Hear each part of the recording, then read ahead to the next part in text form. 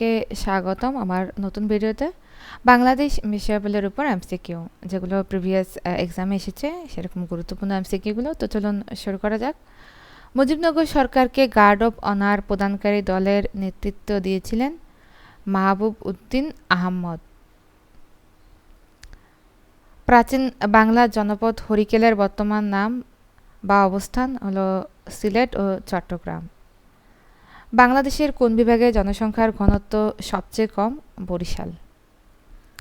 Trading corporation of Bangladesh TCB কোন মন্ত্রণালয়ের অধীনস্থ একটি সংস্থা? বাণিজ্য মন্ত্রণালয়। বাংলাদেশ সরকার বর্তমানে কোন উৎস থেকে সবচেয়ে বেশি রাজস্ব আয় করে? মূল্য সংযোজন কর, ভ্যাট। ক্ষুদ্র নিগোষ্ঠী মারমাদের সবচেয়ে বড় সামাজিক উৎসবের নাম সাংরাই। বাংলাদেশের পররাষ্ট্রনীতি সংক্রান্ত নির্দেশনা সংবিধানের কোন অনুচ্ছেদে উল্লেখ করা হয়েছে? অনুচ্ছেদ 25। বাংলাদেশের প্রথম অফশোর উইন্ড পাওয়ার বা বায়ুবিদ্যুৎ প্রকল্প কোথায় চালু হয়েছে? কুতুবদিয়া, কক্সবাজার। বাংলাদেশে একমাত্র পাহাড়ি দ্বীপ মহেশখালী। মুক্তিযুদ্ধের সময় বাংলাদেশকে কয়টি সেক্টরে ভাগ করা হয়েছিল এবং এর অধীনে কয়টি সাবসেক্টর ছিল? 11টি সেক্টর, 64টি সাবসেক্টর। বাংলাদেশের সংবিধানের মৌলিক অধিকার বলবৎ করার জন্য সুপ্রিম কোর্টে মামলা করার অধিকার দেয় কোন অনুচ্ছেদ? অনুচ্ছেদ 44, অনুচ্ছেদ 102।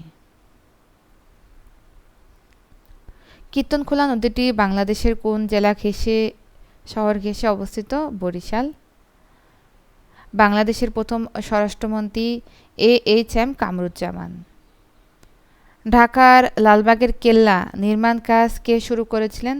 যুবরাজ মোহাম্মদ আজম শাহ। বাংলাদেশের জাতীয় সংসদের প্রথম স্পিকার শাহ আব্দুল হামিদ। বাংলাদেশ ক্রিকেট দল কত সালে আইসিসি ট্রফি জয় করে? 1997 সালে। বিশ্ব ঐতিহ্যের স্বীকৃতিপ্রাপ্ত বাংলাদেশের প্রথম প্রত্নতাত্ত্বিক নিদর্শন সোমপুর মহাবিহার, পাহাড়পুর। এটা বাংলাদেশের প্রথম।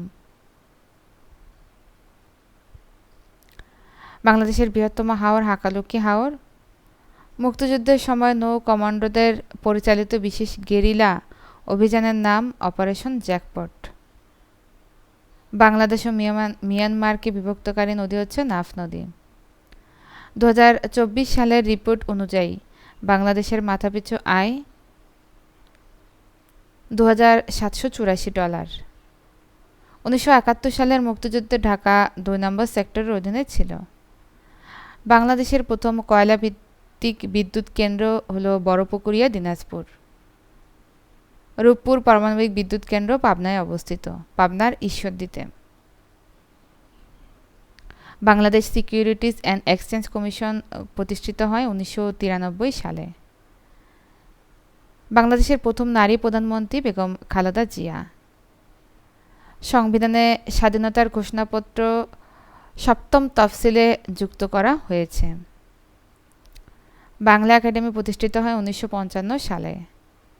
টেস্ট ক্রিকেটে বাংলাদেশের পক্ষে প্রথম ডাবল সেঞ্চুরি করেন মুশফিকুর রহিম। বাংলাদেশের খসড়া সংবিধান প্রণয়ন কমিটির একমাত্র নারী সদস্য বেগম রাজিয়া বানু। তিস্তা নদীর উৎপত্তিস্থল ভারতের সিকিম পার্বত্য অঞ্চল। জাতীয় স্মৃতিসৌধ সম্মিলিত প্রয়াস এর স্থপতি সৈয়দ মইনুল হোসেন। চাকমা ক্ষুদ্র নিগোষ্ঠীর প্রধান সামাজিক উৎসবের নাম হলো বিজু। কর্ণফুলী নদীর তলদেশে নির্মিত বঙ্গবন্ধু শেখ মুজিবুর রহমান টানেল কোন দুটি অঞ্চলকে যুক্ত করেছে? পতেঙ্গা ও আনোয়ারা।